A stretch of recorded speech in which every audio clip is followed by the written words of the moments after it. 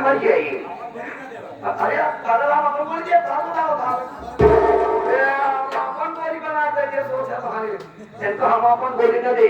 तो आप लोग कबीर में चौधरी शाखा शंभुनाथ जी जो कीर्तिमान बोली कन्नौज जी पधार रहे।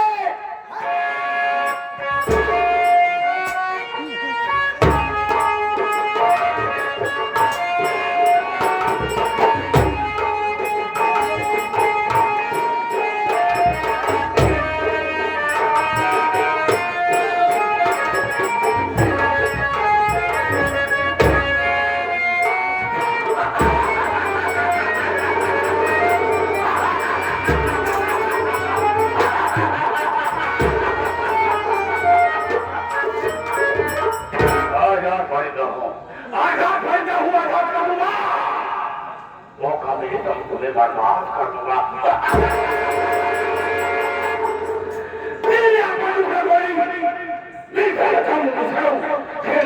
खून से बोली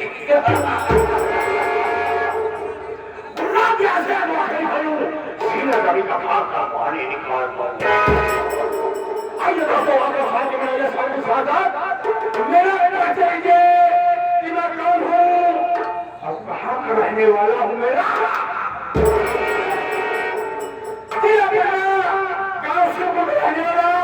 मेरा नाम चौधरी शाखा शंभु। चौधरी शाखा शंभु। चौधरी शाखा शंभु। क्या चौधरी शाखा शंभुनाथ कोई ताकत कहे मौके का फायदा उठाना वरना दुश्मनों को नाम अनुसार मिटा देना। मैं दो भाई था। मेरे बड़े भैया का नाम रघुनाथ था। रघुनाथ मेरे बड़े भैया पास बेटी थी। एक बेटी थी जिसका नाम अनीता था। अनीता बेटी बहुत छोटी थी। धीरे धीरे अनीता जब सियानी हो गई तो बड़े भैया ने अनीता बेटी की शादी कर दी। शादी कहाँ पर दिए? गांव का नाम सिंगापुर, लड़के का नाम अजय। अजय के साथ में बड़े भैया ने बेटी अनीता शादी कर दी। जब बेटी अनीता शादी हो गई तब मैं अपने बड़े भाई के पास गया और उसे कहने लगा भैया बेटी पढ़ाई हो गई है, आप अकेले न रह रहे हो, चलिए मैं आपकी सेवा करूंगा, मैं आपकी परवरिश करूंगा। लेकिन गांव वाली जमीन शहर वाली जमीन मेरे नाम कर दीजिए क्योंकि वो अरबों खरबों की जमीन है। जैसे मैंने कहा मेरे नाम कर दीजिए मेरा भाई कमीना तुरंत इनकार कर दिया। क्योंकि वो चाहता है मैं जुआ खेलता हूँ, शराब पीता हूँ, गांधी कोठे में जाकर मजा सुनता हूँ। देश विदेश से मेरा नाजायज संबंध है। कैसे? मैं देश विदेश से हथियार लाता हूँ, चीन अमेरिका पाकिस्तान से हथियार लाता हूँ और इसी हिंदुस्तान में सफलाई कर देता हूँ। इसलिए मेरे बड़े भैया ने मेरे नाम जमीन नहीं किए, बेटी अनीता के नाम जमीन कर दिए। दोस्तों मेरी भी शादी हुई थी। मेरी पत्नी का नाम शीला था। शीला मेरी पत्नी आज जिस समझाया करती थी स्वामी हथियार लाना बंद कर दीजिए, गोला बारूद लाना बंद कर दीजिए, नहीं आप जेल चले जाओ उतना बड़ा मुश्किल हो जाएगा। एक दिन मैं जमकर शराब पिया, उसकी बात नहीं माना। पीने के बाद अपने बड़े भैया के कमरे पहुंचा। जैसे बड़े भैया के कमरे पहुंचा अपने बड़े भैया को मैंने गोली मार दिया। गोली मारने के बाद उनकी लाश उसी कमरे में दफना दिया। वहां से आया हथियार बांधने लगा, कल से सफलाई करूंगा। लेकिन मेरी पत्नी पुलिस वालों के पास फोन कर दिया मेरे पति कल हथियार सप्लाई करेंगे। क्या हुआ? पुलिस वालों ने चारों तरफ से घर को घेर लिया, अपने कोई रास्ता नहीं, सिर्फ खिड़की खुली थी, खिड़की तोड़कर कूदा और फायरिंग करता हुआ निकल गया। एक हफ्ते बाद लौटा, अपनी पत्नी को बोटी बोटी काट कर नदी में फेंक दिया। दोस्तों मैं एक लड़की से प्यार करता हूँ, मैं एक लड़की से प्यार करता हूँ जिसका नाम माया है। माया और मैं जब विद्यालय पढ़ते थे तभी माया ने वादा किया था शादी करूंगी तो अर्थ करूंगी, अन्यथा किसी से नहीं करूंगी। लेकिन उसके घर वाले उसकी शादी जबरदस्ती कहां पर करा दिए? सीतापुर, जहां मेरी भतीजी अनीता ब्याही है उसी घर में उसकी भी शादी करा दी है। जब मैं माया से मिलने के लिए गया तो माया ने बोली, मेरे राजा मुझे अब चाहते हो, अब भी चाहते हो तो मेरे पति को मौत के घाट उतार दो। मैंने उसके पति को मौत के घाट उतार दिया। मैं कर्ज देता हूँ, कर्ज के आय में चरस अभिन कोकीन का धंधा भी करता हूँ। इसे 10,000 रुपया दिया, एक जीरो आगे बढ़ाकर उसे 1,00,000 रुपया लिया। इसे 20,000 रुपया दिया, 2 जीरो बढ़ाकर उससे 2,00,000 रुपया लिया। देने से स्वीकार किया, उसे मौत के घाट उतार दिया। लेकिन दोस्तों हमारे गांव में एक गरीब है जिसका नाम मनोजवा है। मनोजवा के बाद मुझसे कर्ज ले गया था, साला ब्याज बराबर पहुंचाता रहा। 2 महीने से ब्याज की बात को सारा सरकार दिखाने के लिए नहीं आया। आज करता हूँ मनोजवा के पास, कर्ज मांगूंगा, कर्ज नहीं दिया तो वहीं पर फेल कर दूंगा। लेकिन रहमान लापता रहता है, कभी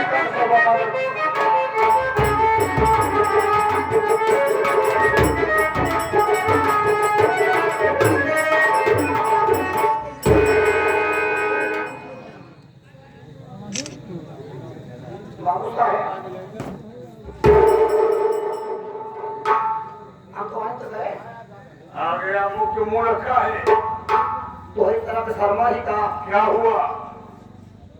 शर्मा वाली क्या बात है? जमा तो पांच कर जावा था, गांव वाले जमा देखा था से हमारे मुंह पे खार को थूक दे थे। गांव में तोरे तो शर्म आवत ना बात क्या है? मेहमान गांव लाका वाले सब जान के हक पा करो क्या जान के ये तो हथियार सप्लाई कर रहा था। तो लड़की सप्लाई कर रहा था, उनको कैसे पता हो गया? जब तक आज काम ना होता गांव में तू जाता है ना, तेरे उधर सब जान जाते ही चक्कर हमारे बेचती हो गया पास सुन लिया हथियार हमारे को ही लेके आया। एक छोट हथियार हथियार देता हूँ साले, जहाँ तहाँ गिरा देता है, मैं उसे उठाता रहता हूँ, कहता मेरा हथियार मत ले जाना। वो चलेगा तो छोटा नहीं हो जाएगा। हम क्या करेंगे? इतना गरम सामान बातें बोलिए ना, पूरी बची का क्या बात कर रहा है? बोलिए बनाओ बंद कर दी, पुलिस काम चला चल रहा है। बोलिए बहुत दिमाग खराब होता रखा है। हाँ पूरे 12 बजे। हाँ क्या बात किया? आज माया की याद आ गई। माया और मनोजवा से कर्ज लेना है, मनोजवा से कर्ज लेना है। घर चले, हाँ घर चलना हो उसके। हाँ लेकिन माया एक बात बताई। हाँ बहन ख्याल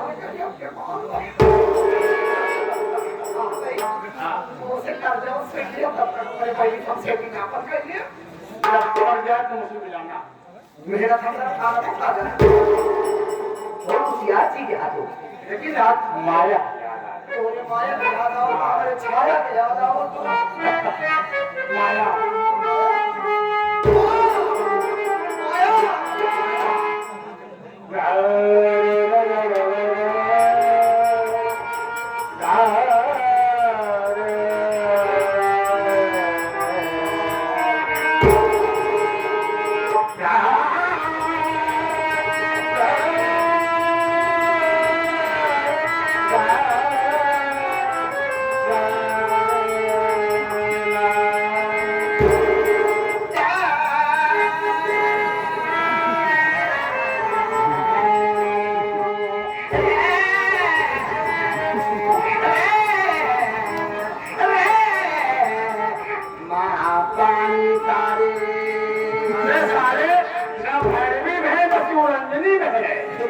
बड़ी भैरवी में जाते हैं, हम अपने छाया लगे जाते हैं। सारे सारे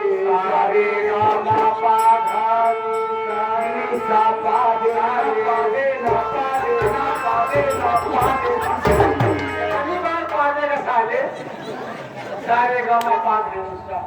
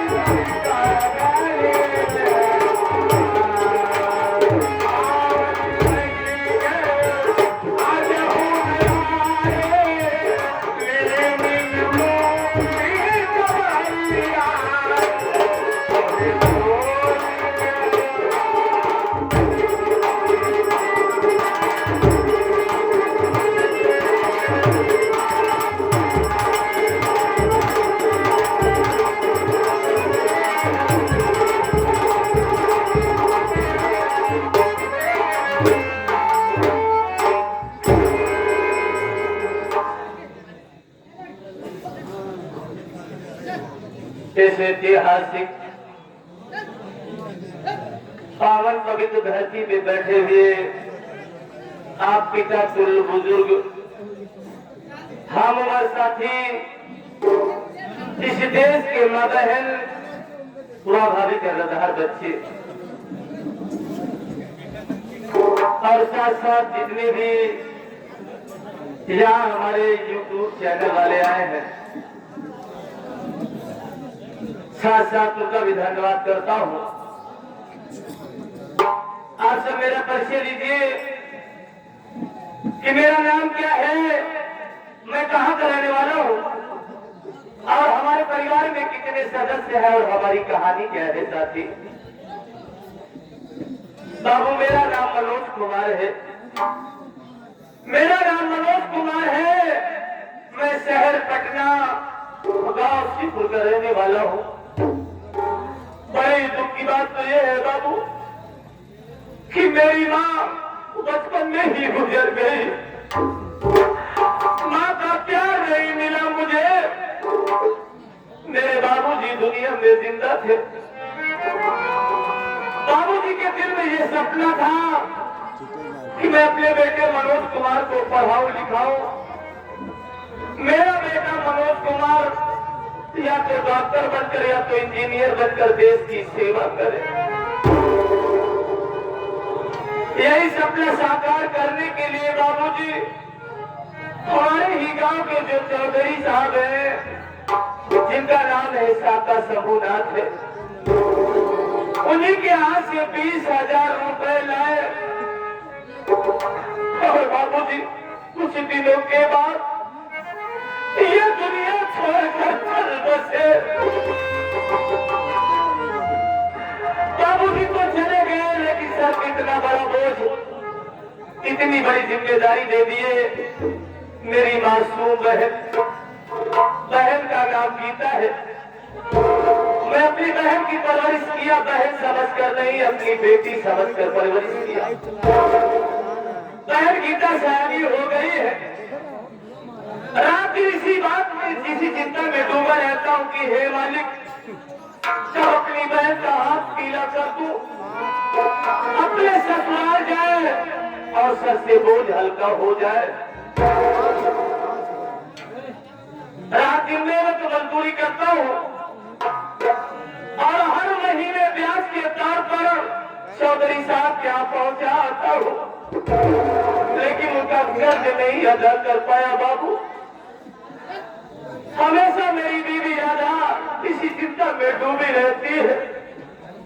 यही सोचता हूँ है मालिक कैसे कर्ज अदा करूं, कैसे बहन की शादी करूं। आज अपने दिल में ये सोचा हूँ कि इससे बेहतर मैं परदेश चला जाऊं, परदेश में जाऊंगा, काम की तलाश करूंगा, काम मिलेगा जिससे घर की गरीबी दूर हो जाएगी। चौधरी साहब का कर्ज भी चुका दूंगा, बहन की शादी भी कर लूंगा। हमारा एक पड़ोसी जो कि हमेशा हमारे घर पर आता था, हमारे की सुख में हाथ बटाता था, रामू दिखाई दे रहा है, न तो रहमान दिखाई दे रहा है। थोड़ी देर इंतजार करता हूँ।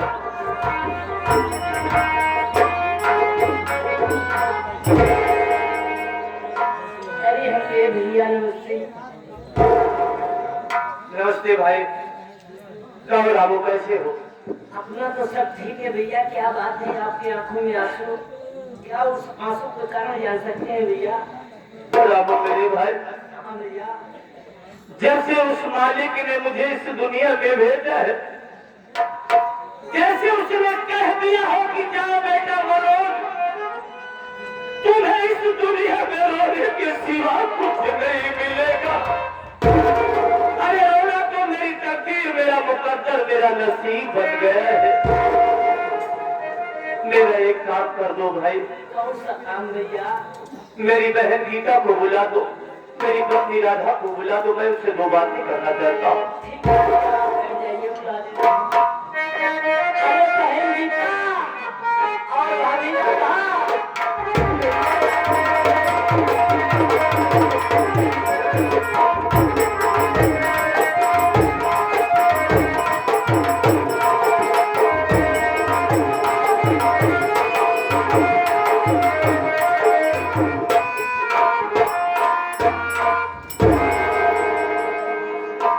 भैया जी के जन्म में बहन गीता का प्रणाम से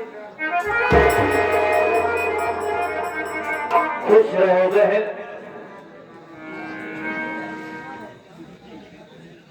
स्वामी स्वामी, आप जन्म राधा के मालिक तुम लोगों को हमेशा खुशहाल रखे।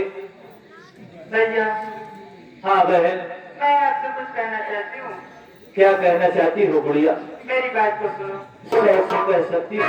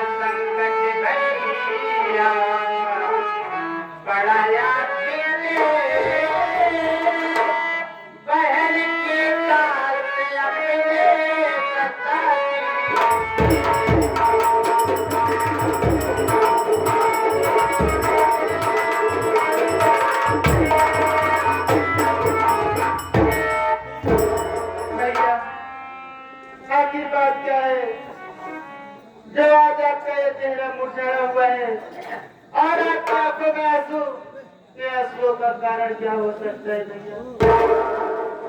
गुड़िया, आज अपने दिल में क्या सोचा हो, हमने क्या फैसला किया है, कोई तुझे बताना चाहता हूँ बहन। बोलो भैया।